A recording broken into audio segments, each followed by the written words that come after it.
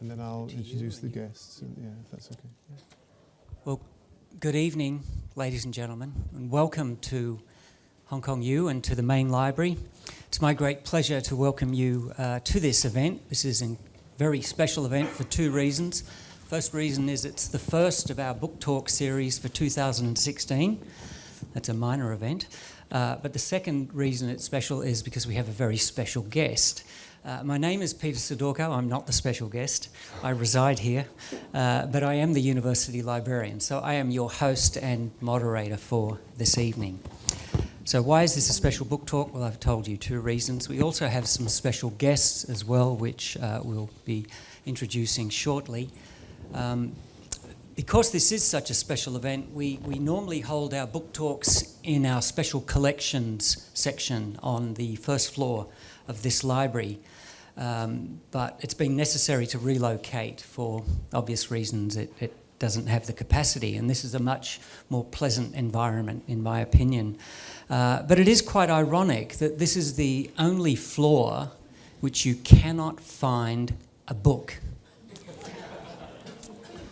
Except for this one. Thanks for bringing that. So it is apt that we have this book talk here. So our speaker, of course, is none other than Hong Kong U President and Vice-Chancellor, Professor Peter Mathieson. He really needs no introduction, but I'm going to give him one anyway. If you read our website for this talk, you would know that he is the 15th President and Vice-Chancellor of Hong Kong U. And that he assumed this office less than 2 years ago in April 2014. Does it seem longer? Yes. Yes. We'll get to that. He has enjoyed a unique initiation into Hong Kong U and Hong Kong, and his tenure has been described just today as spectacularly eventful. South China Morning Post, City section, page 2. You'll also have noted from his biography, if you chose to read it, that he's enjoyed a long and distinguished professional and academic career that has been punctuated with significant roles on an international scale. Many of these roles have taken him to Africa, specifically Uganda, Rwanda, Kenya, Tanzania, and Burundi. And since 2004, he has been a member of the International Society of Nephrology, COMGAN Committee for Africa. His international contributions have also been of influence in numerous other parts of the world besides Africa, but I believe it's his African experiences that have led him to choose Nelson Mandela's seminal autobiography, Long Walk to Freedom, as the focus of tonight's discussion. As I mentioned earlier, this event has been on our planning for some time. It's a special event. It's actually been on our horizon for almost 12 months. And almost 12 months ago, Peter actually chose this book. It was in April 2015, and he has actually lived up to the promise of turning up to give the event. So because this was planned for such a long time, any comparisons or parallels with recent events are purely coincidental and entirely unintentional. That's true, right? That is true. Okay. So Peter has agreed to take questions following his presentation. So I ask that you all withhold your questions until that time. So with that, I'm going to leave you with Peter Mathieson, our President and Vice-Chancellor. So please make him welcome.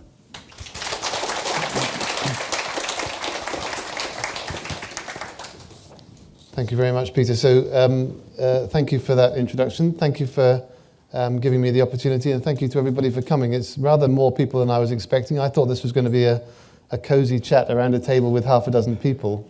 I didn't expect it to become such a major event, and so I'm flattered that people have come, but of course they've not come because of me. They've come at least partly because of Nelson Mandela, and we'll come on to the significance of the man. So it was nearly a year ago, and it's my schedule, which means that it's taken so long for it to actually come to pass. But I'd like to keep my promises. I did promise you I would do it, and so this is one promise I can now tick off. Before I get on to the contents of what I wanted to talk about, I need to introduce some of the other special guests. One thing, when you go to Africa, you learn to pronounce African names, and African names are often quite challenging. But I do know Mrs. Phumelele Gwala, the Consulate General of the Consulate of the Republic of South Africa. We're very honoured to have her here this evening.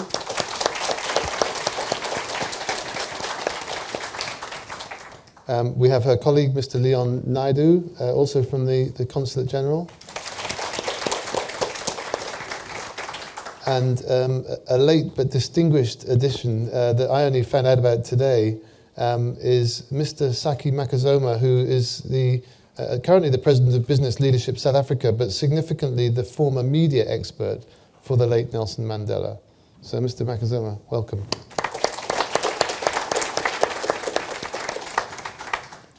So it's fantastic that such people could join us. And if there are questions about Nelson Mandela, you shouldn't address them to me. You should address them to Mr. Makazoma, because he clearly knows more about the subject than I possibly could do. Phumelele, did you want to say something before we start? I've been made aware that Phumelele wanted to make a presentation, so let's just do it.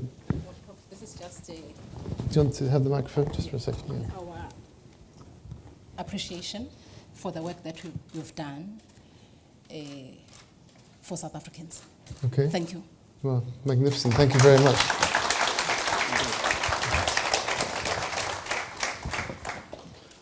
Now, the trouble is I can feel another book talk coming on, but maybe another year's time. But, thank you very much, Phumelele. It's wonderful. I'll treasure it.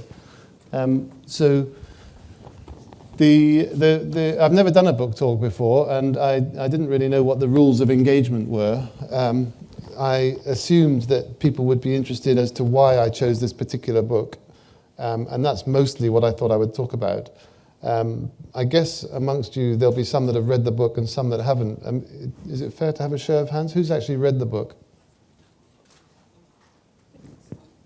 So not everybody, which is interesting, because I sort of imagined that maybe the people that would come would be people that have actually read the book, or maybe people that are interested to read the book, and maybe, hopefully, if you're interested in what happens in the next hour and a half or so, maybe you will read it. Many may have seen the movie.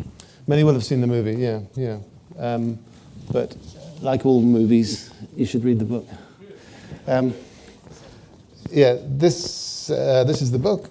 Peter said I could have found a copy in the library somewhere, but I decided to bring my own copy. And so I was going to start off by just telling you a little bit why I chose this book. It's very personal, actually. It's quite intimate to sit and think why you chose a particular book and why you wanted to talk about it in public. And I've only really given it that thought latterly. Peter and I had a conversation, as he points out, it was nearly a year ago, and he said to me, what's your favourite book? And I said, this one, immediately. And he said, well, would you like to come and do a book talk about it? So I was hooked immediately into that promise, and here I am. And so I made that comment without even really thinking about why. And it's only latterly, particularly knowing that I was going to do this, that I started to think about why I did that. So the first thing to say is I read this book almost 20 years ago. That's very significant for two reasons. One is that despite the fact that I read it so long ago, it's still stuck in my mind as my favourite book, and it still is. It also tells you something about my life in the last 20 years, because one of the sadnesses of my life in the last 20 years is I very rarely have time to read anything that isn't directly connected with my work. And so leisure reading, which is what this was, has largely become a thing of the past for me, and I think that's a pity, and I think it's bad for my sanity and bad for my general education, but it's a fact of life. And so if you ask me to nominate a book I've read in the last 4 or 5 years, I mean, it would be much harder, because I very rarely read anything that's not work-related. I just don't have time. And so that is one of the reasons why this book is the choice, but it's actually, it's more that despite having read it so long ago, it remains a very significant book. It made a big impression on me when I read it, and it made a big impression again when I reread it more recently. It is the story of the undoing of one of the major injustices in the world during my lifetime, namely apartheid. I'm a sports fan, and I suppose my awareness of apartheid when I was young was mostly because of the boycott of South Africa by world sports organizations, and that's really what brought apartheid to my attention. At that time, I didn't know very much about Africa or very much about South Africa, let alone anything very much about Nelson Mandela. So it was it came at me from that direction, if you like. And I'm grateful to the book because I consider that the book contributed to my education. It was a major part of my education on a subject I was interested in, but perhaps I didn't really know the details of until I read this and other books on the subject. So everyone will have heard me talk before about how much I value education. I value my own education. Everything good that's ever happened in my life has been a direct result of education. And that's why I ended up going into education myself and ended up running a university, because I believe in trying to provide that opportunity for other people. So for me, that's one major reason. This book has contributed to my education.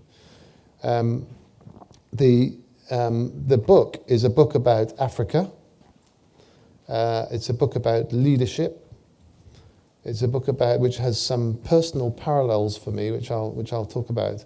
But I think it's because it's about Africa and because it's about leadership.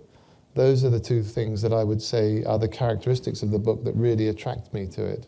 That's why I read it in the first place, and that's why I've enjoyed it, and that's why I'm chosen it to talk about tonight. As Peter mentioned, I've had a personal love affair with Africa going back about 15 or 16 years. So latterly in my life, I went to Africa for the first time. I didn't go when I was younger. A lot of medical students, so I'm a medical graduate, and a lot of medical students do get the opportunity to travel to Africa and various other parts of the world as part of their studies. I didn't. In fact, I had opportunities, but I chose not to at that stage. It was much later in my career that I went, and I went to Africa. I first went to Uganda. I went in 1999, so 17 years ago now, was my first trip to Africa. And it was very, very challenging, my first trip to Africa. I had all sorts of preconceived ideas about Africa. I thought Africa was a place where there was sort of brown, dusty plains with lions walking around on them, and that would be typical Africa. Well, if any of you have been to Uganda, Uganda doesn't look like that at all. Uganda is green. Uganda is green with rolling hills and lakes. It's an absolutely spectacularly beautiful country. It's not dry and dusty at all. It is hot.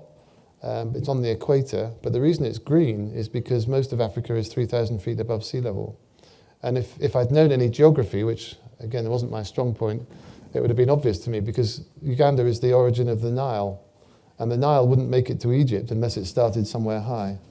And so Uganda is high. Rwanda, which is the country next door, which I've also visited and taught in several times, is, in my opinion, even more beautiful than Uganda. It's very, very green. It's got beautiful rolling hills, lots of lovely blue lakes, and some very beautiful people. Unfortunately, all anyone knows about Rwanda is about the genocide there. And believe me, there are many very beautiful things about Rwanda, as well as that horrific period of its history. I went to Uganda, and just the very appearance of the place challenged some of my preconceived ideas. Then I got involved in healthcare delivery and healthcare education, because that's my field. And that in Uganda was pretty shocking as well, because the infrastructure in Uganda is very poor, very underdeveloped. There's a great deal of malaria and HIV and other, particularly infectious diseases, but a number of other diseases which pose major challenges particularly to babies and young children in Uganda. And I, in my first trip to the hospital in rural Uganda, which I subsequently went back to many times teaching, I saw critical illness and death amongst babies, which I'd never seen before. I had no experience of that before. So there are a number of things about the whole trip that could be interpreted as being rather negative. It was a bit of a shock to me because it challenged all my previous ideas. The other way in which it challenged me is that I went out there as a teacher, and at that time most of my teaching was done with slides, with 2x2 projection slides, and I've got thousands of those, and I had loads of collections of slides, and I took all my slides with me to Uganda thinking I'll do some teaching whilst I'm there. So problem number one is there's no electricity. or what electricity there was very unreliable. Problem number two, and in fact a bigger problem, was that the contents of my slides were totally inappropriate for teaching in Uganda. It was most of the stuff that I'd taught about before with my slide collection was actually largely irrelevant to Uganda. So I threw away my slides. I didn't throw them away, but I left them in my room, and I did my teaching with a blackboard and a chalk, and I let the local students and doctors tell me what they wanted me to teach about, and I let them set the agenda because I didn't really know what the big issues were in Uganda, and it was very important that they set the agenda. So I tell you all that because it tells you why I started to be so fascinated by Africa. I kept on going back. On that first trip, I went for 2 weeks. If I'd been going on a shorter trip, I think I may never have gone back, because the first 2 or 3 days were very, very difficult and very challenging. And I still have thought maybe I made a mistake by coming here, because I can't really do anything about HIV or malaria. I can't really do anything about the problems which assail this particular country. But because I became convinced that one thing I can do is teach, then I could provide some education, and maybe that could help, at least in a small way, in the medical field. And so that notion kept me motivated during my first visit, and has made me go back time and time again. I've been back many times, although the University of Hong Kong doesn't allow me enough time to think about going to Africa. So unfortunately, I haven't been there since I've been here. But I remain interested in Africa, and Facile Tesfaye, who's here, knows that I'm interested in developing African studies more than it is currently developed here at Hong Kong U, and also that I'm interested in promoting links with Africa, because I've got a number of very close friends, particularly in Uganda, but also in some other countries, and I'd like to continue to contribute in some way to Uganda, and if I can do it by linking Hong Kong U in some way to some of these initiatives in Africa, then I'd be very keen to do that. And I think it would be to the benefit of the students and staff of the University of Hong Kong. It's not just some kind of selfish mission of mine. It's actually because I believe that my work in Africa, and the number of times I've been there, have made massive contributions to my own personal development and my own education.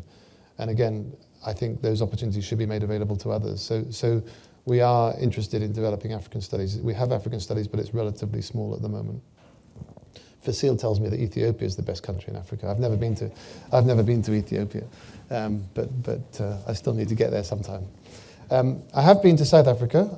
I've been to South Africa as a visiting professor. So I was a visiting professor at a university in Johannesburg called WITS, the University of Witwatersrand, and I did a visiting professorship there. And I've also been to, as a tourist, I've been to a conference in Cape Town. I've also been as a tourist to Cape Town and some of the parts of South Africa. And again, I decided not to show you slides, because if I did that, there would be stills from the film. But there are some beautiful scenes in the film, and there are some beautiful places in South Africa. So Africa is just a continent of great beauty and great grace and great potential. And so my love affair with Africa, I think, does largely explain why I read this book in the first place and why I'm still so attached to it. What about leadership? This is a book about leadership. Obviously, Mandela turned into a very significant world leader. But right from his very early days, which are described in the book, he was interested in leadership. He was interested in things which contributed to his own leadership abilities and to his own understanding of events, and also of how to do things, how to make things happen. I think leadership basically is about making things happen.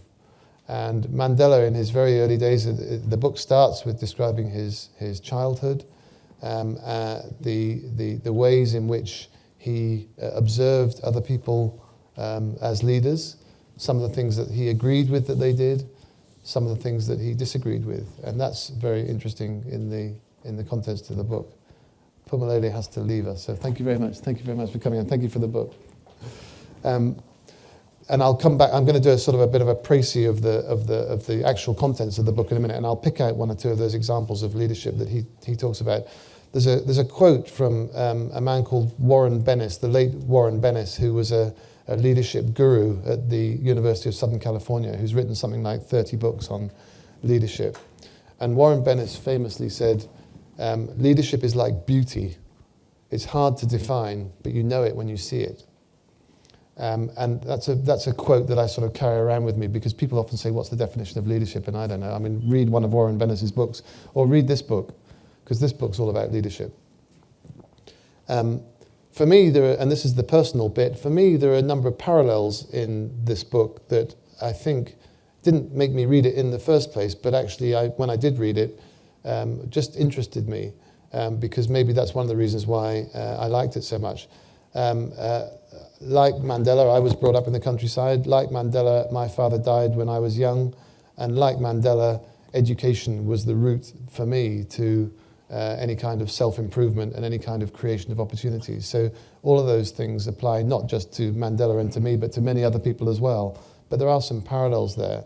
But the other parallel is a deeply personal one, which I just thought I'd tell you about because I think it's interesting. And when I did my self-reflection on this, it came to me.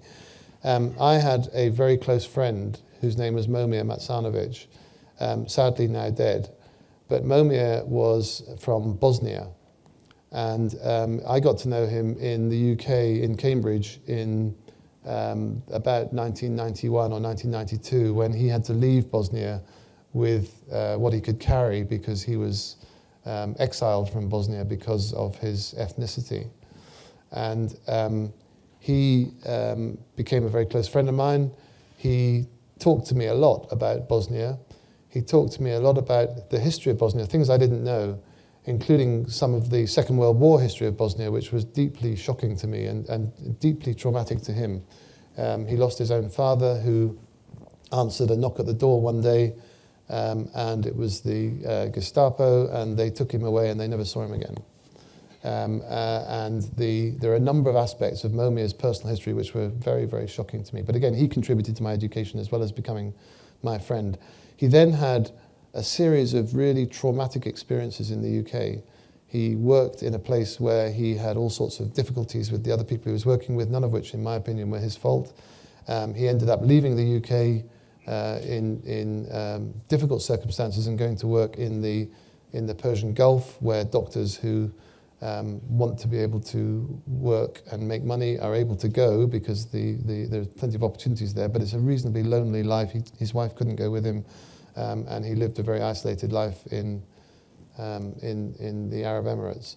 So the reason that I bring up Momir is that Momir was a man whose personal grace and dignity impressed me to an extent which still lives with me today. He died several years ago, but he had a really traumatic life, terrible childhood, terrible deprivation in his young adult life. He then became very successful in Bosnia, and then he had to leave because the country deteriorated into civil war. He then came to the UK, where he thought he was going to find salvation, and he found all sorts of misery in the UK. And despite all of that, he remained the most positive, cheerful, constructive and dignified man right up until his dying day. And he suffered all sorts of indignities, but never was bitter about it, never showed any kind of resentment against those that inflicted this bitterness on him. And again, I think that's a parallel with Nelson Mandela. Mandela suffered at various people's hands, but throughout this book is his grace and his dignity in not feeling resentment, in not treating other people in the way that they had treated him. That comes across in this book, and it reminded me of my friend Momir. So that's a little bit about the personal parallels. On a slightly lighter note, I think you described me as a Mandela groupie. When I was a teenager, I had a free Mandela T-shirt, which a lot of teenagers used to wear. Now, I actually don't really think I knew who Nelson Mandela was when I wore that T-shirt. I think I wore it because it was sort of trendy and other people were wearing them. But so I was in a very small way part of the Free Mandela campaign when I was a teenager. More recently, I've read avidly about him. I haven't read that book, which is a book of illustrations, and I'm looking forward to it. But I've read this book, and I've read his subsequent book, and I've read a number of other books about him. And so I've become very interested in him because of the points that I've already made. On one of my visits to South Africa, I forced Tina, who's now left, but hopefully she'll come back. Oh, she's come back. She's there. I forced Tina to go with me to Robben Island.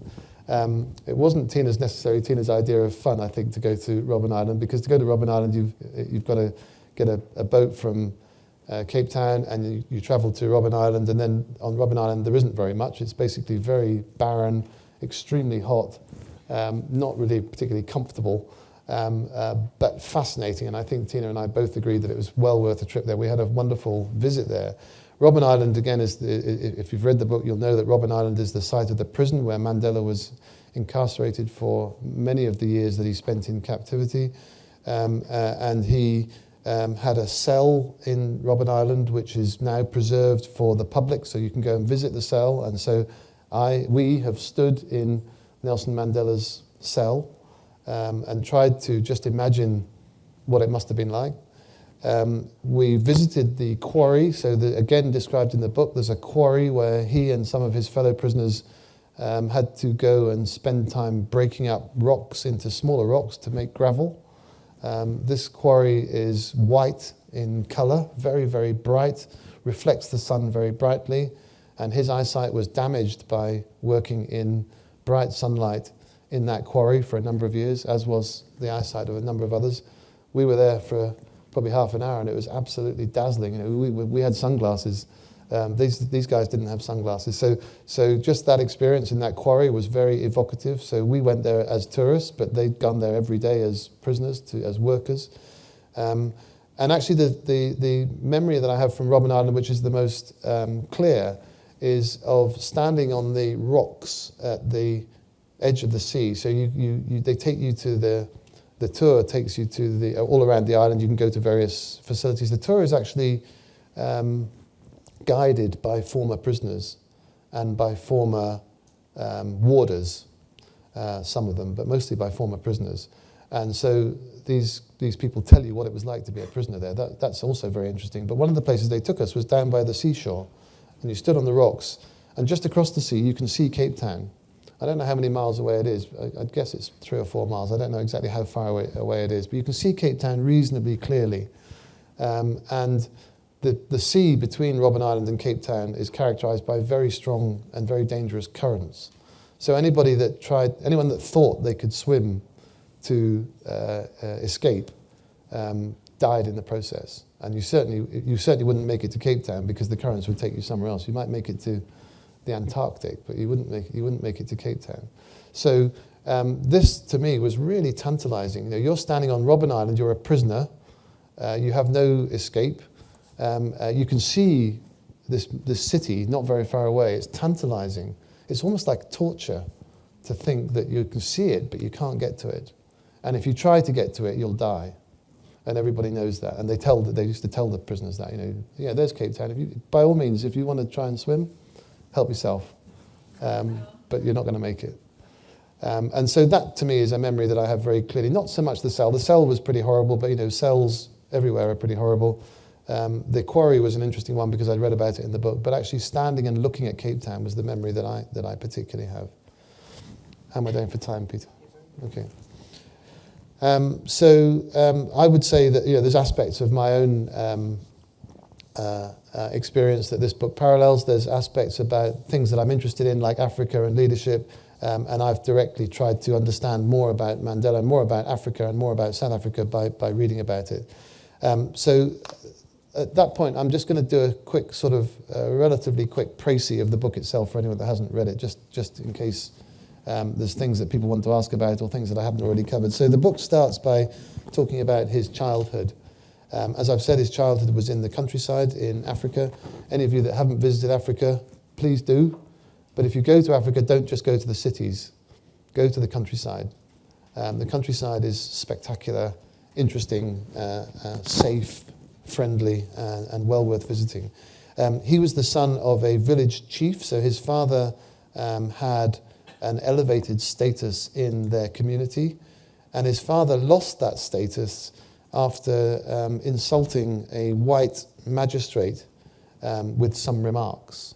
And so the father was deprived of his status as a chief, and this threw the family into poverty, and this made the family move from that particular location to another location because they had to move in order to start again. And around that time, I think at the age of about 7 years, Mandela started school. Not all children in African villages are able to go to school or are able to get education, but his family thought this was really important, and they encouraged him to get education, and they provided mechanisms for him to get that education, and that was really key to his future development. So again, I'll keep on saying it, but the importance of education, very striking very early on. His father died when he was 9 years old, and he became the guardian, or a man agreed to become his guardian, who was described as the regent.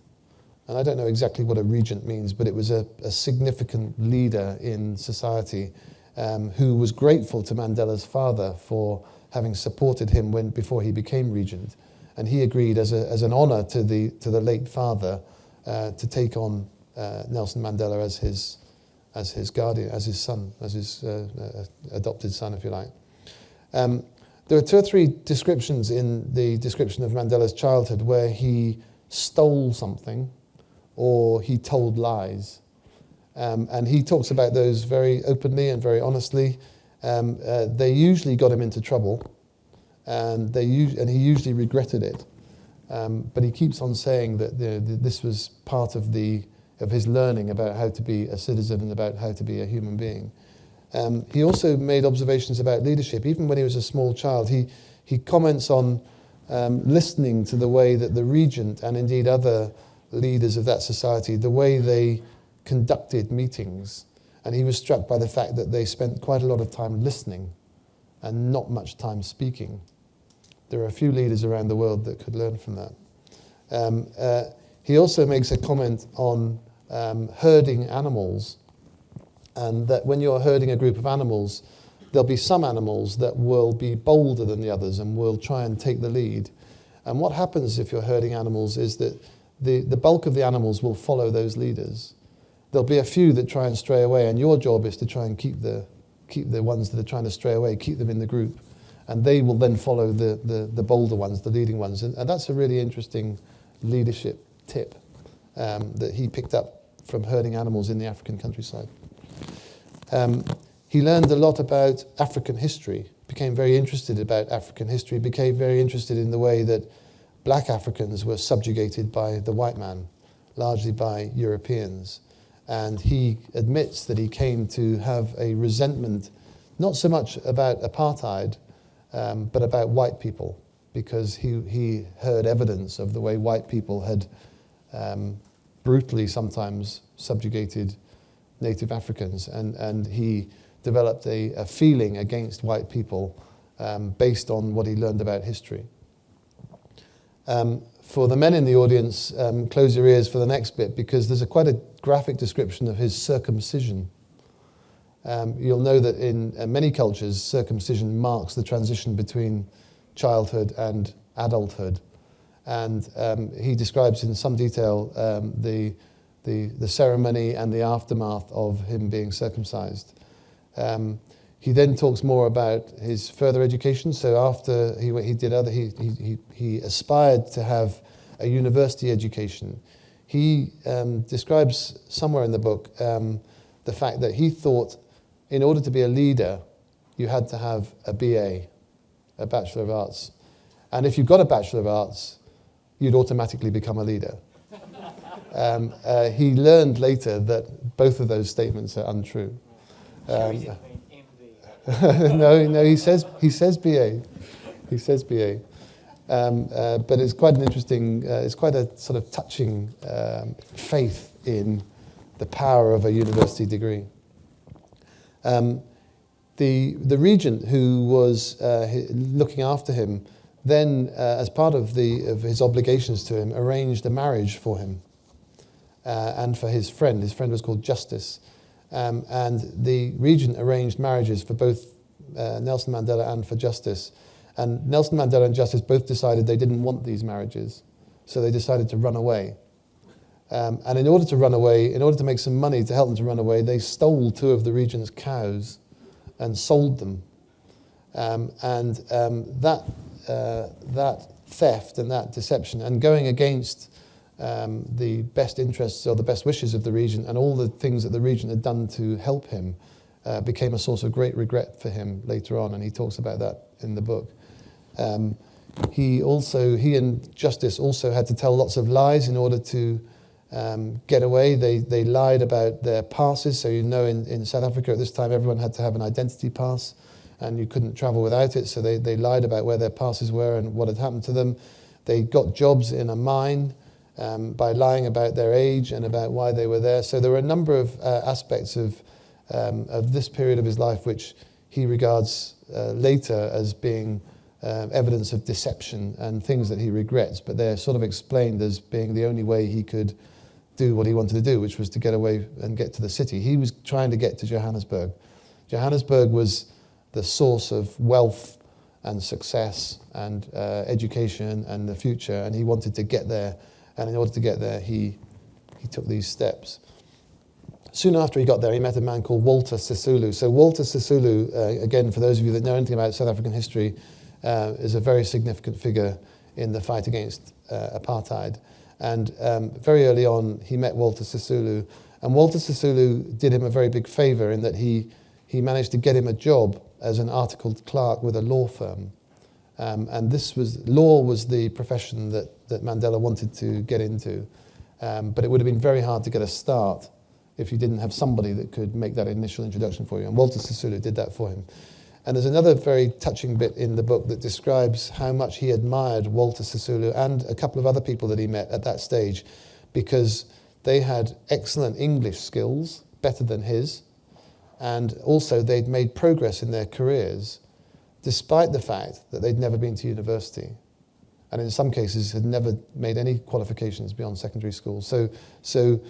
This is when he first started to realize that the equation between a BA and leadership or success was incomplete, and that there were people that actually could be very successful and very talented and very articulate without necessarily having learned those skills at university. So whilst I am a big believer in university educations, there's clearly other ways to achieve similar aims. The lawyer that he worked with in that law firm was called Sidelsky, and Sidelsky tried very hard to advise Nelson Mandela to stay away from politics. He said, politics will just get you into trouble. And then he met another man called Gower Radaby, who tried to give him the opposite message. So Gower Radaby was a member of the ANC, the African National Congress, and a member of the Communist Party. And he tried to encourage Mandela to get involved in politics. And he took Mandela to some meetings, particularly meetings of the Communist Party, but meetings of other politically active groups as well.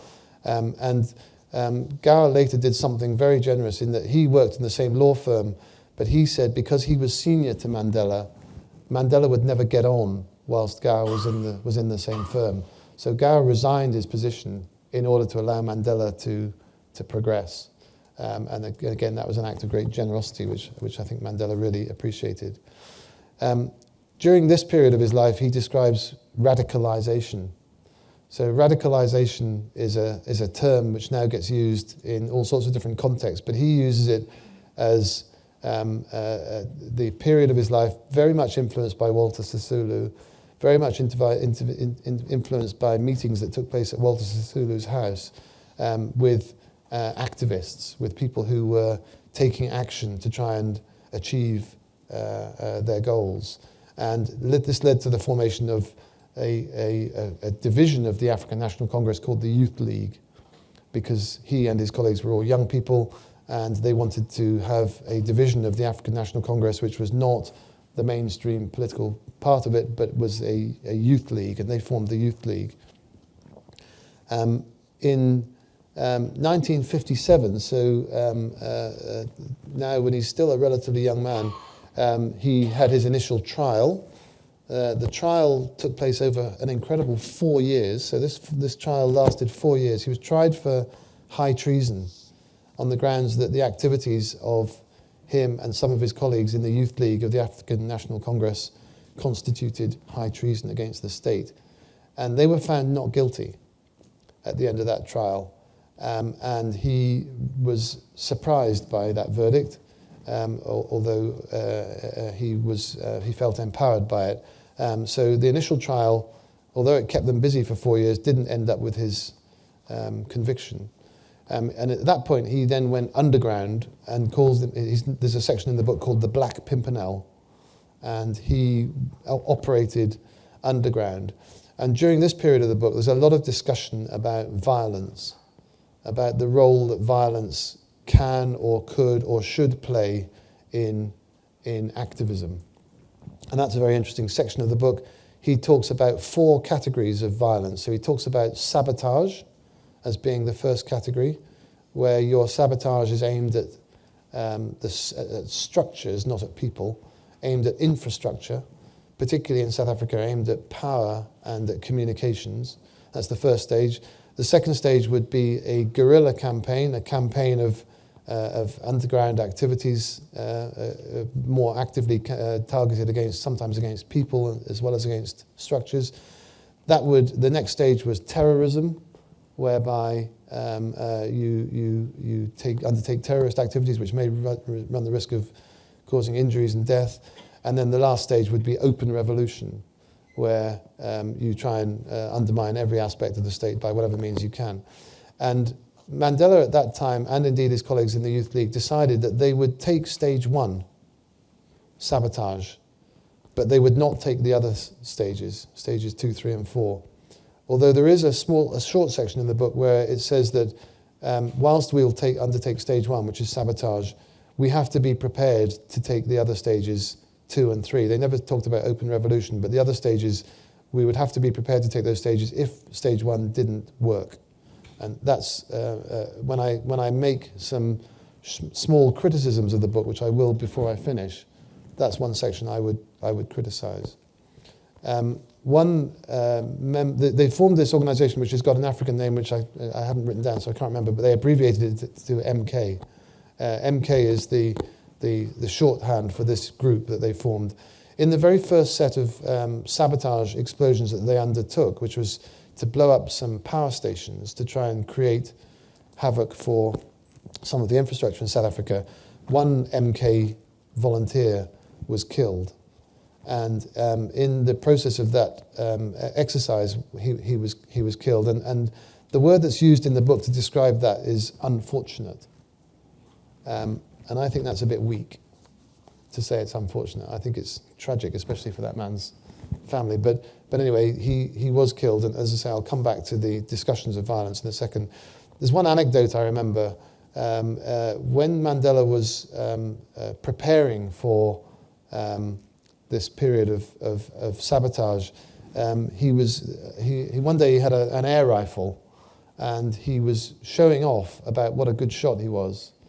And there was a sparrow in a tree. A sparrow is quite a small bird, as you know.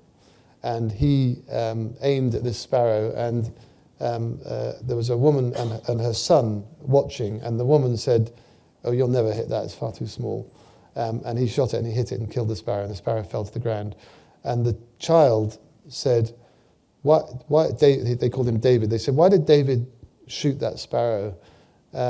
Its mother's going to be really upset." And Mandela discusses the fact that that small child had more humanity than he did at that time, because he cared about the sparrow, whereas Mandela really hadn't cared about the sparrow. He was just showing off his prowess with an air rifle. That's a very touching example of the kind of anecdote that you get in the book. Then in 1962, he was put on trial again, this time for inciting a strike and also for illegally leaving the country. He left South Africa and travelled around a number of other countries as part of his preparations for the campaign.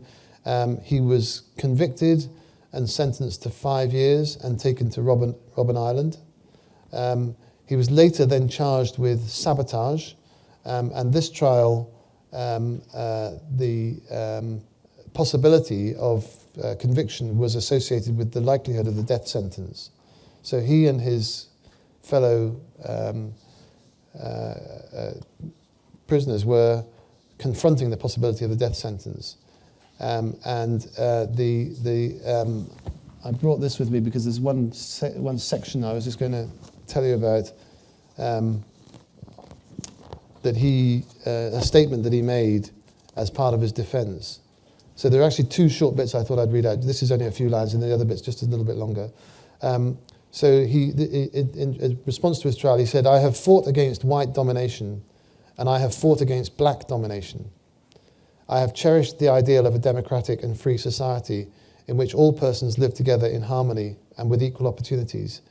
It is an ideal which I hope to live for and to achieve, but if needs be, it is an ideal for which I am prepared to die. That's his words when he was facing the possibility of a death sentence. In fact, he was found guilty, but sentenced to life imprisonment, not to death. He decided not to appeal against the conviction.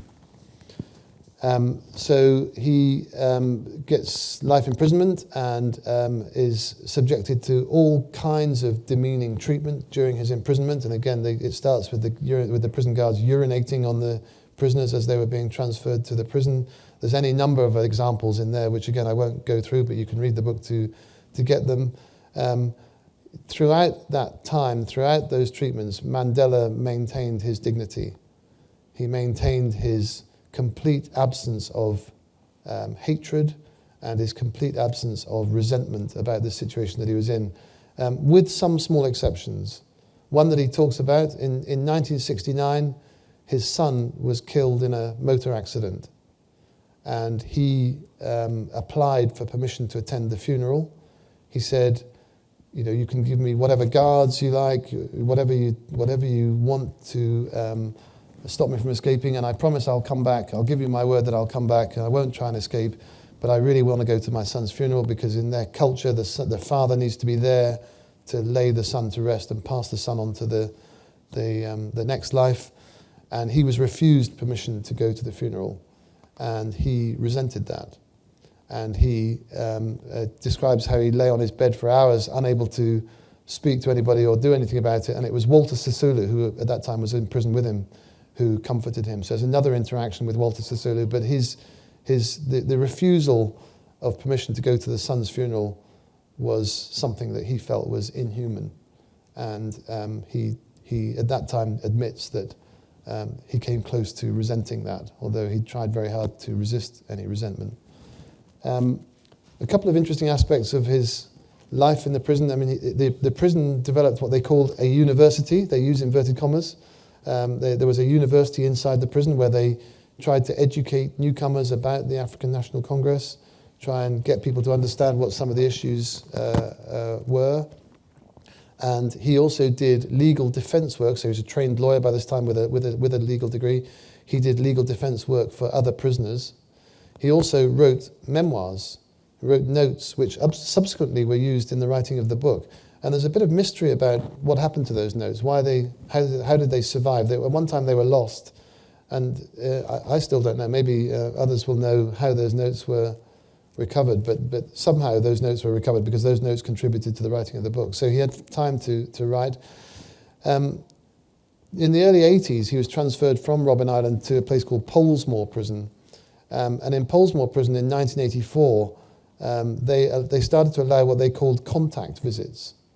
So in another very touching section of the book, he describes how his wife Winnie came to Polesmore Prison in 1984, and he was expecting it to be the usual visit where they have to sit on either side of a piece of glass. But on this occasion, the warder showed them into another room and allowed them to sit with each other and talk to each other and touch each other. And he said, I had spent 21 years without even touching my wife's hand. And that came to an end with the contact visits in Polesmore Prison. There are two bits of the book that disappointed me and still do. One I've already slightly referred to. I think the description of the death of one of his colleagues as unfortunate probably underplays the significance of that. And the same applies to, there was a car bomb attack whilst he was in prison, so he wasn't directly responsible for it, but part of the group that he had supported undertook a car bomb attack, and 19 people were killed. And in the book, that's described as a tragic accident. And again, I think that terminology is a bit wanting. So this whole subject of violence and its place and its consequences is not discussed in great detail, and I think that's an area of the book that could have been stronger. The other area of the book that I hoped for when I read it and I didn't find was some information about Winnie, the wife that I've just mentioned. I've read other books about her, And you'll know that she was latterly a very controversial figure. But Mandela doesn't really touch very much about Winnie in this book. And I guess that's out of loyalty to her and out of the fact that maybe what happened around her whilst he was in prison wasn't directly impacting on him and didn't maybe directly impact on the story that he was trying to tell. But I would have liked to have known more about Winnie, particularly about a young man called Stompie Moketsi. Stompie Moketsi was a 14-year-old who died in violent circumstances, and Winnie Mandela was somehow involved in that episode and subsequently tried for it. And if there are two areas of the book that I'd like to have seen more about, I'd like to have seen more about the consequences of violence, and I'd like to have seen more about Winnie. But they don't feature in the book, really. The other bit I was going to read out to you is, I marked it, so I hope I've got the piece of paper in the mark. Because the last section of the book really is about his release and his release from prison. And there's a really interesting switch. So this is a man, most people who are put in prison don't want to be put in prison. They'd rather not be in prison. He was put in prison for doing things that he believed in. He was treated very badly. He was marginalised in all sorts of ways from his family, including not being able to go to the son's funeral, all these kinds of things. But there then comes a period of time when the government wants to release him, and he doesn't want to be released. So you've got this complete switch between being imprisoned and wanting to get out, and then suddenly the government wants to let you go, but you don't want to go. And that's really interesting. That's described in great detail in here. And I just wanted to read out this relatively small section to you because this describes his feelings about that period. So he says, "I cherish my own freedom dearly, but I care even more for your freedom. Too many have died since I went to prison. Too many have suffered for the love of freedom. I owe it to their widows, to their orphans, to their mothers and to their fathers who have grieved and wept for them.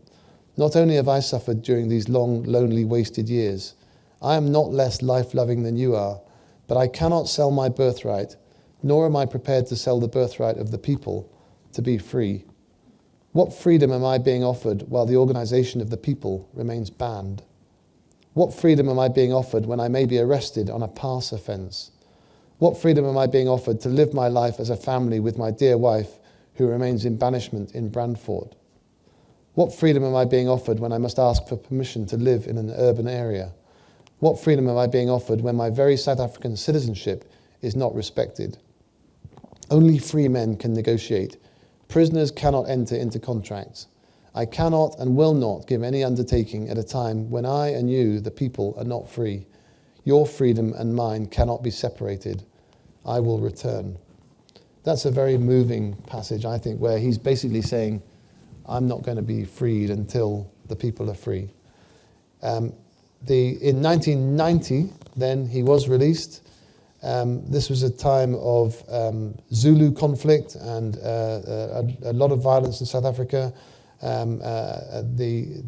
His wife, Winnie Mandela, was convicted in 1991, and in 1992, they separated. He won the Nobel Peace Prize in 1993, and in 1994, he was elected President of South Africa, and the leader of what's described as a non-racial government. That's more or less where the book ends. And Peter, I think that's where I'll end my comments and invite questions. Thank you so much. So yes, we can applaud. Thank you.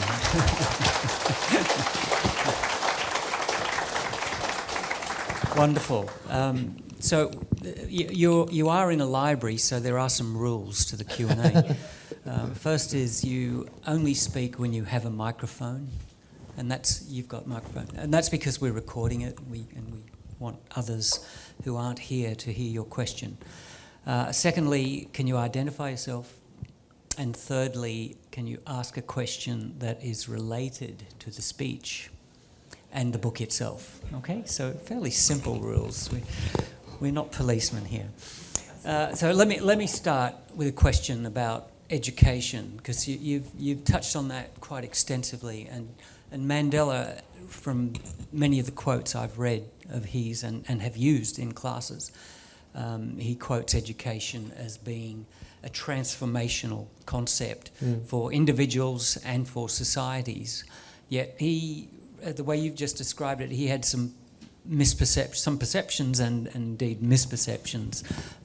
So could you elaborate a bit more on that, and perhaps even draw on your own experiences in Africa as an educator? Yeah, thanks, Peter. So he does, and one of the very touching things about the book is that he acknowledges that some of the ideas were misperceptions. I mean, the book is very self-deprecating and very willing to acknowledge when he got it wrong, with the possible exception of the bits about violence. But in relation to education, he understands, I think, or later, as he becomes more educated himself, he understands that education is helpful, but it's not a prerequisite, and nor is it sufficient on its own. And so you need other things. And of course, one of the things you needed in South Africa at that time was equitable access to opportunities. And so despite his education, despite his achievements, and he wasn't academically brilliant, he didn't excel at university, but he did work hard to try and get education. But he despite that, it didn't create the opportunities that it would have done because of the colour of his skin. And he talks about the outcomes of education being unfairly distributed according to race, and I think that's a really important lesson. You'll know that I've one of the priorities I've set for myself and for Hong Kong U is to address gender equity, and I'm wearing the lapel badge of he for she, and he for she is a thing run at UN Women by 2 African women, and interestingly, one of the universities that's associated with he for she, like Hong Kong U, is in South Africa, and when I've discussed gender equity with that university, they say to me, yes, actually gender equity is important to us as well, but actually so is racial equity. And in South Africa, white women have better opportunities than black men. And so whilst there are issues of gender equity, white women against black women, or compared to black women, actually there's also, so what they call it a dual transformation mandate. They've got to transform gender equity, but they've also got to transform racial equity. So even in South Africa today, there's still elements of racial equity which are incomplete. And so I think that's a really interesting angle on universities. So it's about access, and it's also about the results. So the results of education in South Africa during Mandela's time were not equal. And so despite education, you couldn't necessarily achieve what you'd want to achieve or what you should achieve on the basis of your ability because of the colour of your skin. And your own experience in Africa as an educator? Well, my own experience in Africa is in East Africa, where apartheid has never been a problem in East Africa. There's lots of examples of disadvantage in East Africa. Some of it is tribal, and some of it is ethnic, and some of it is economic. But I would say that education is the answer to all of those things, because I believe education is the answer to most things. And so the way I feel, I'm very proud of the contribution that I've made in a very small way in contributing to education in medicine in rural Uganda. And I didn't really appreciate it until I went back about 14 or 15 years after my first visit. I went back with my daughter. I took my daughter with me, and because I'd bored my family witless by talking about Uganda, and my daughter had always said she wanted to come with me, and I'd always said no, because I go there to work, not to be a tourist, and I can't look after you, I've got to be working. But then my daughter was adult and old enough to make up her own mind about things, and she said, no, I'd like to come, and I'd like to just join in and see if I can help as well. So she came with me to Uganda, and while she was there was a conference in this hospital that I've been going teaching in, where significant international, there was a conference mainly on HIV, which is a very important topic there. There was a conference with international experts in HIV who travelled to Uganda, and some of the speakers were people that I'd first taught as medical students, now giving presentations at an international conference on the stage alongside top experts from the United States in HIV. and I felt 10 feet tall. And my daughter was the one that really pointed it out to me. You know, she said, wow, you know, you contributed to this. You know, that's pretty impressive. So actually having my daughter there with me provided a sort of a calibration that probably I hadn't appreciated myself. So I think for everywhere in the world, education holds the key to betterment. Thank you. Thanks. Any questions? Yes, we have one. Hi, my name is Raquel Carvalho. I'm a reporter with the South China Morning Post. I would like to pose a couple of questions. South Africa went through a long fight for academic and other democratic freedoms. From what you read, what comparisons would you draw between South Africa's history and Hong Kong's current struggles? My second question would be, given the current political and social situation, what lessons should Hong Kong leaders take from Mandela? Thank you. Okay, I'm not sure you're obeying Peter's rules, but I'll with a twist, I think, with a twist. So, I'll answer. The President is at liberty to answer or not answer. I'll answer as best I can. I'll answer in the context of the book and in the context of South Africa. I'm smiling at my wife because my wife predicted your question. So you know, wives always know best. That's another take-home message for anybody that doesn't already know it. I think the parallels are pretty remote. I think the period of South African history that this book describes is a period of racial segregation and a dictatorial government which was brutally suppressing its rivals or its opponents. I don't think there's many parallels with any other aspects of Hong Kong. So I think this is a book about South Africa and a period of South Africa's history and about one man's role in it, which is very relevant to South Africa, very relevant to some aspects of leadership, which of course are generally applicable, and I've tried to highlight those in my thoughts, the importance of education, the importance of leadership. But I think that's where the parallels stop, really. Thank you. Just raise your hand, and a mic will appear. I'm scared of this question. Oh, this could be a tough question. He knows more about Mandela than anybody. Should he ask you the question? No, I think it would be inappropriate of me not to say anything. So I'm not going to ask a question, but I'm going to make a few comments myself. Perhaps start by saying that I spent 5 years with Nelson Mandela on Robben Island. I first met him in January of 1977. I was 19 years old at the time. I also have had the accidental fortune of coming from the same village as Walter Sisulu. And therefore these are people that I've known for all my life, except for the time when they were in prison. So I'm kind of an insider insofar as when Nelson Mandela was writing this book, I was actually working for him and traveling around the world with him, and he would relate what chapter he's writing. As a result, I never finished the book because when I started reading it, it was all the stories he was telling over that period.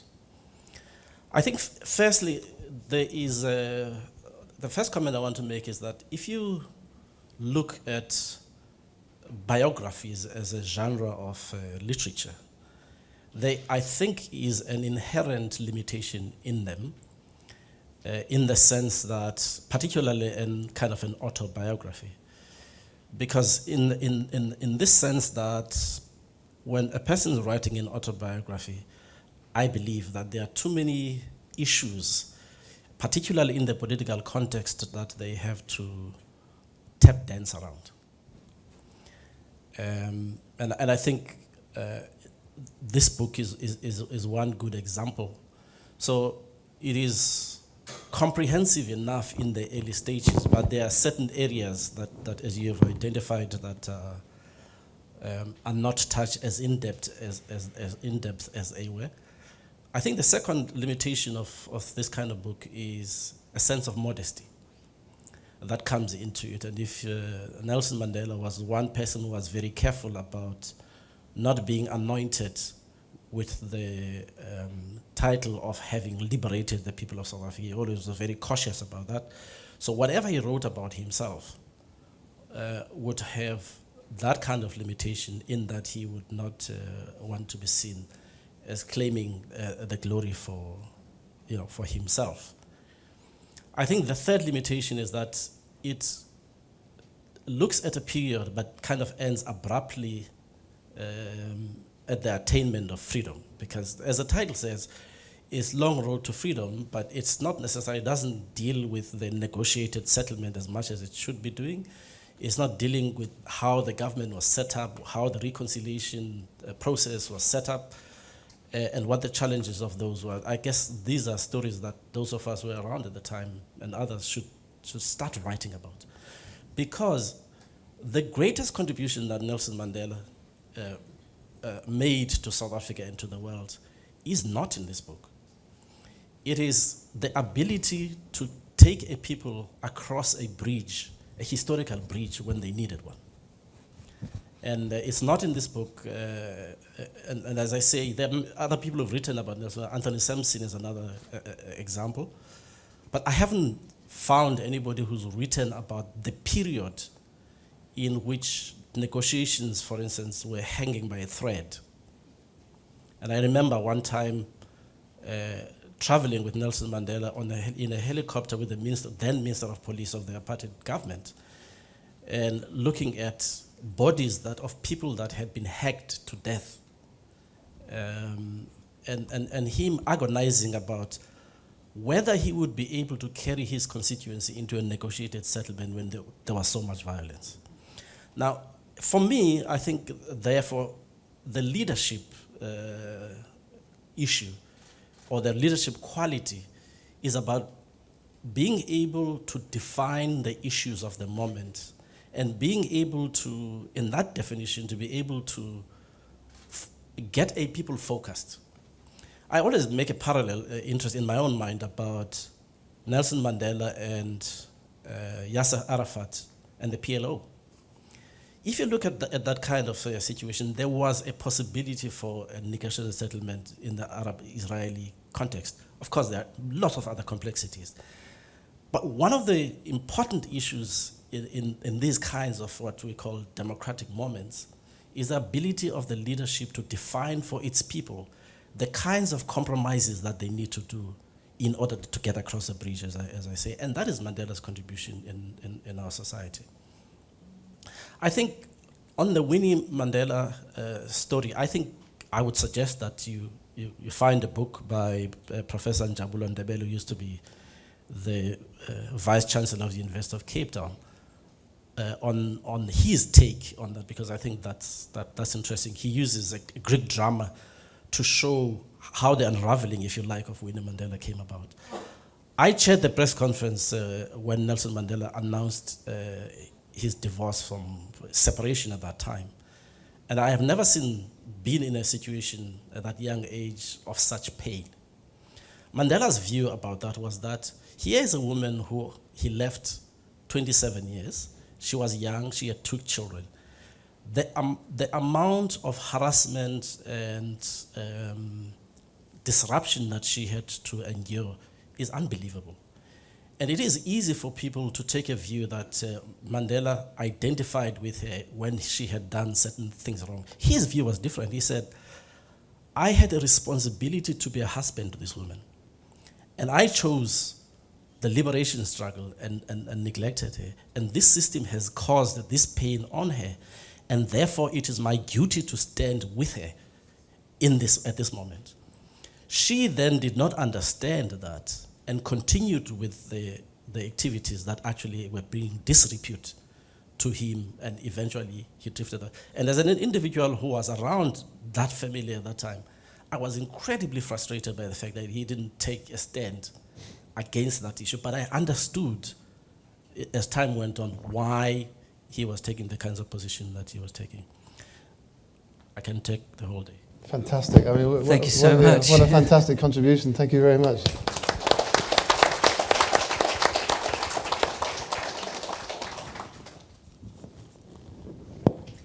Over here, Peter Koenig. Yes, Peter Koenig from the History Department. Two of the big figures that stick out in my mind from the late 80s and early 90s are Nelson Mandela and Mother Teresa. And, you know, they were sort of represented in the media as being similar in some ways, because Mandela was sort of a secular saint. Mm. And I was very interested when you talked about his reaction to his son's death and his need to be there. And I just wondered whether his religious beliefs come out in the book in other instances, because you would imagine that living through that sort of life would really make you think about those sorts of issues. It's a good question. I mean, again, I defer to someone that knew him personally, but it didn't come across to me. Religion didn't feature very large in the book. But is that a fair comment, or?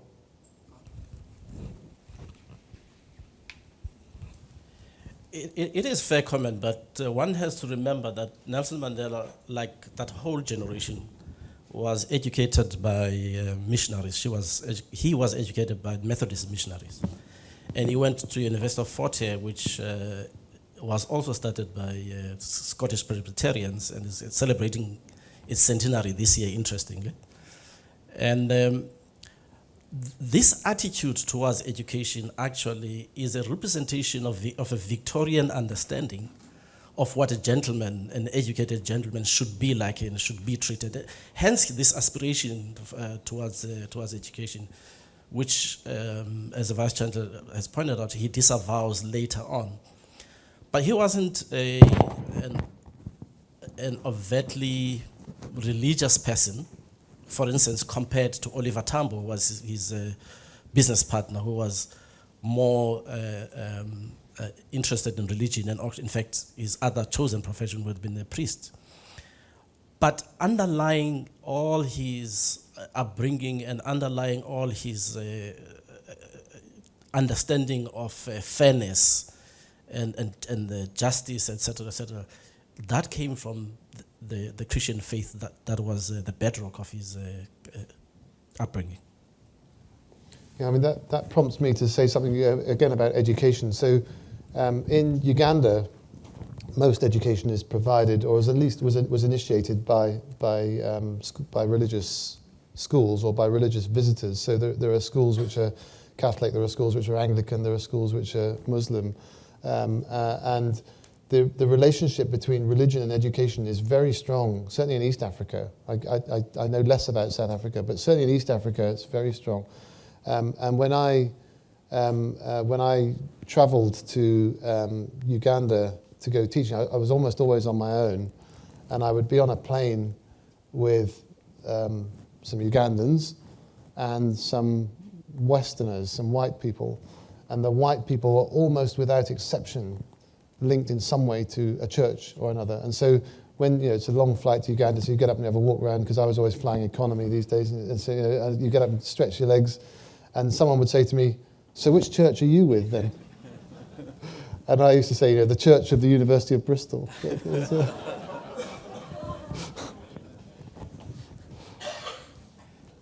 So we do have, yes, there's a question here. You can ask a question of the President or Mr. Makazomo. I'm sure he will take a question. Not exactly a question, but just a comment. Thank you. When I was reading the book, Mandela seldom talked about religion. But when I read the book towards the end, I had a feeling that I was reading a gospel, because I feel the kind of Christian spirit of forgiveness is very obvious in that book. I'm a Chinese. There are two sayings in Chinese. One is 君子報仇10年未晚，君子報仇10年未晚. Put into English, it is, if you are a worthy man, 君子, a worthy man, then you must remember, you must avenge yourself if somebody does something wrong to you or to your father or to your ancestors. You must remember, you have to take revenge. Even you have to wait for 10 years. That is one thing. Another thing is that 君子有仇不報非君子，有仇不報非君子。If you have somebody doing some wrong against you or against your father or your ancestors, you must avenge. You must take revenge. Otherwise, you are not a worthy man. Well, that is part of the teachings of the Chinese. But if we look at Mandela, he's a very different person, very, very different from the kind of a Chinese teaching we have been told. If Mao was there, probably he would have all the white people killed, massacred, or at least most of them put into some kind of labor education camp, something like that. But Mandela, when I was reading, towards the end of the book, I have a feeling that I was reading the gospel. Because I can feel the kind of forgiving spirit throughout. Of course, this may be because of some kind of political needs. But I think that is also his personal character, personality. Yeah. Thank you. Thank you. You mentioned I agree, and I made the analogy with my friend, Momir Matsanovic, who Momir was a religious man, but he had the same kind of spirit of forgiveness. And I don't think forgiveness is always equated with religion. I mean, and Mandela doesn't seem to make that link. It's equated in my mind with humanity. And it does come across, I agree, but it's not actually bracketed with religion in the book. And for my friend Momir, I don't know why he had that personality, why he had that incredible ability to forgive, but he did. And it was something I admired about Momir in the same way that I admire about Nelson Mandela. Thank you. There was for your another comment. question further There was a back, question at actually, the back yeah. there. Yeah.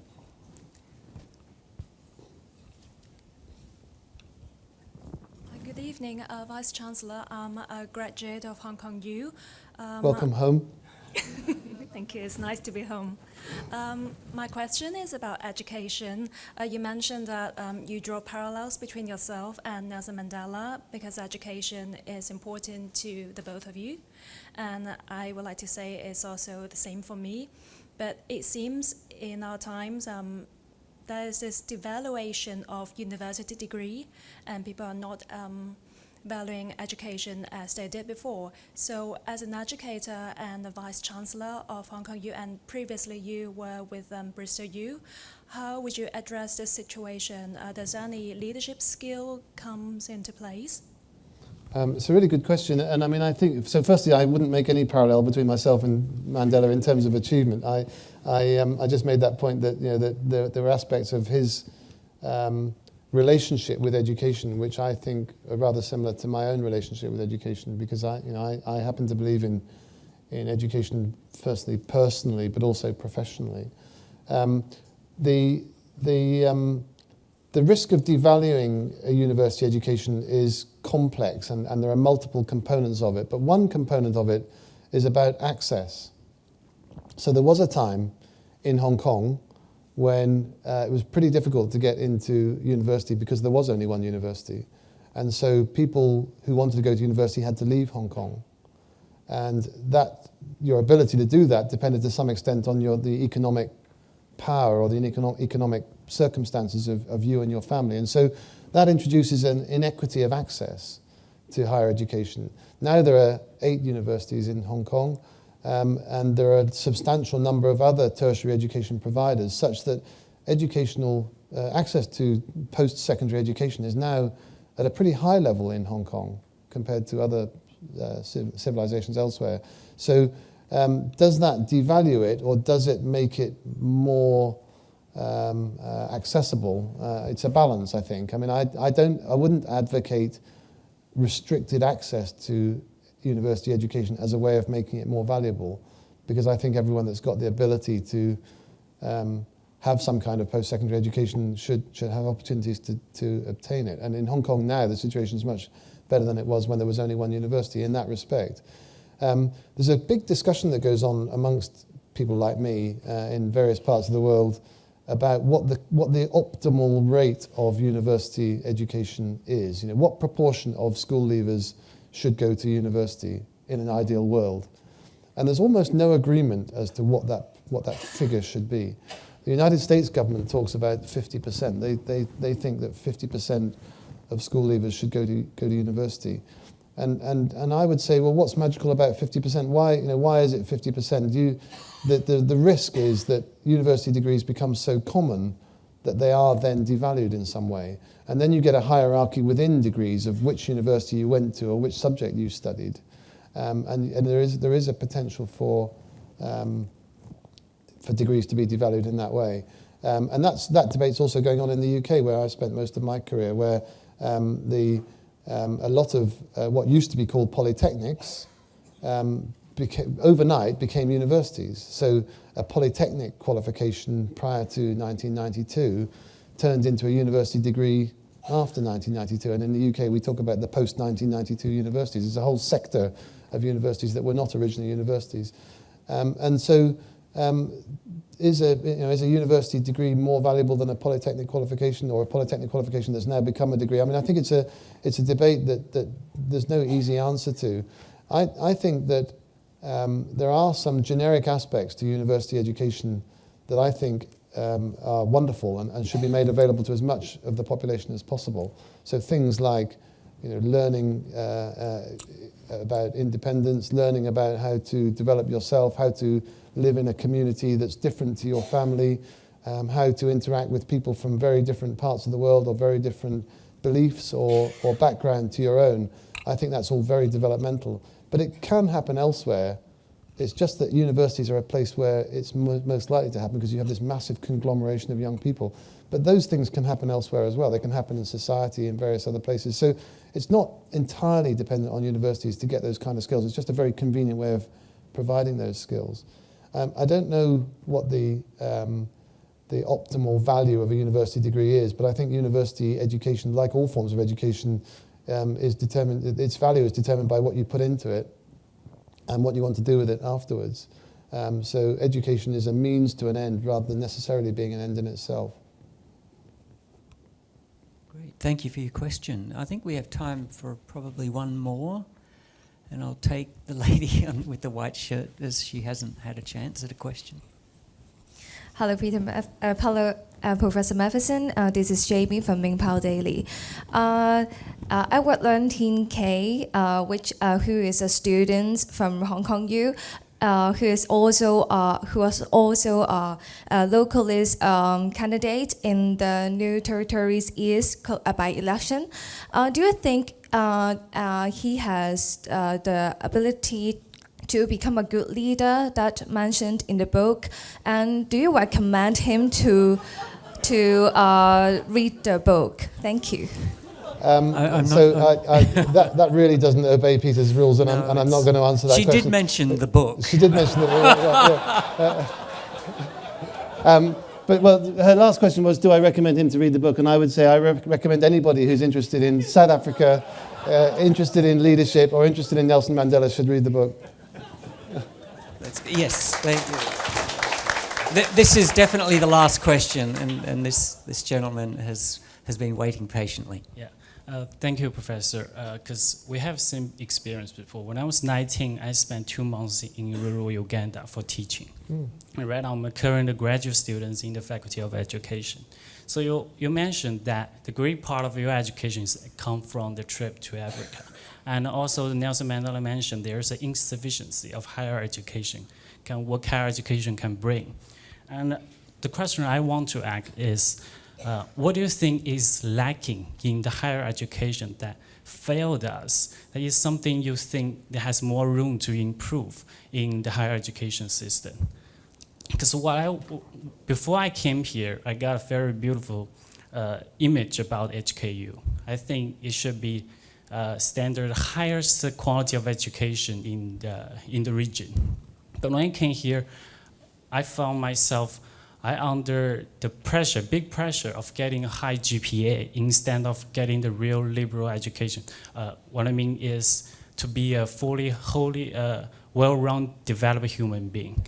So I think I'm just busy about my dissertation, no other things. So what do you think if it's lacking in the higher education that can improve?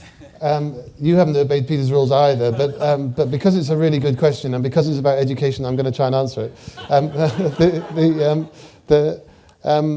So I don't think university education is failing.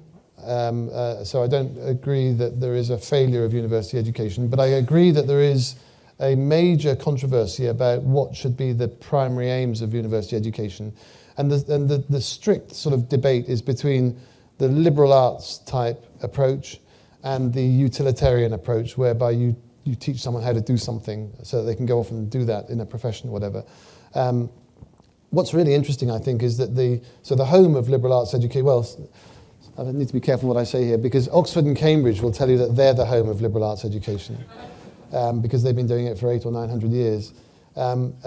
Scottish universities will tell you that they're the home of liberal arts education because they've been doing it for much longer than America. But I would say that the place where the liberal arts issues are best understood and best debated is actually North America. And currently in North America, that history is being challenged. There are people saying that this is not the right way to use universities. It doesn't provide value for money. Parents and students themselves have to save and work and to pay for their education, and they're not getting value for money because you're teaching them about liberal arts subjects, whereas actually you should be teaching them how to do a job and how to make money and how to get on in the world. That's one extreme.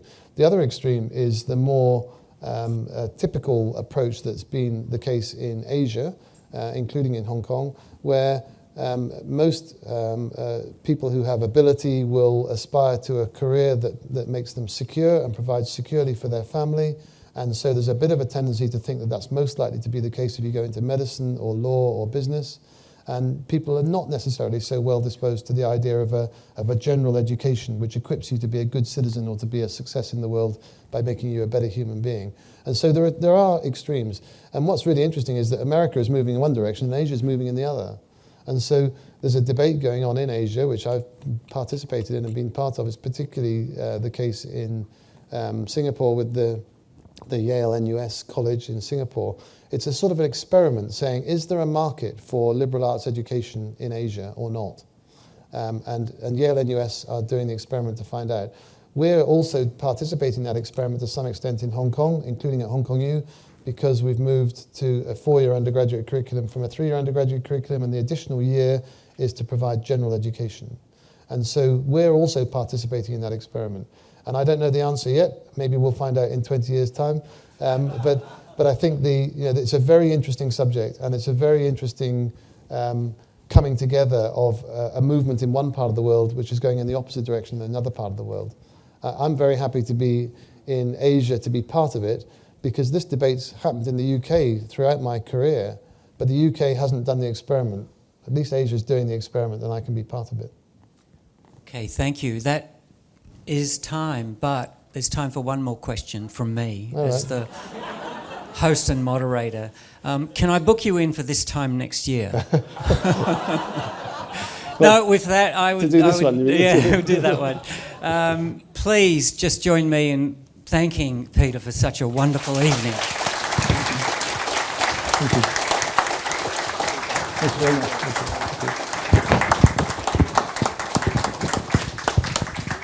And I'm sure he won't mind if you want to take a selfie with him.